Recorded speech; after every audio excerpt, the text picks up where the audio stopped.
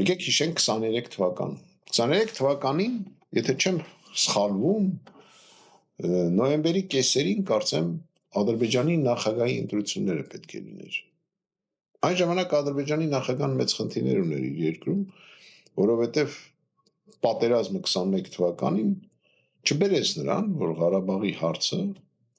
լուծվեր այնպես, ոնց որ ինքը խոսք էր տվել իր ժողովրդին։ Կորցնելով մոտավորապես 17,000 զինվորներ, ինքը չլուծեց այն ժամանակ Ղարաբաղի հարցը։ Ինչ է անում մեր երկրի ղեկավարը։ Արցախը նվեր է տալի Ադրբեջանին եւ Ալիևը ընտրվում է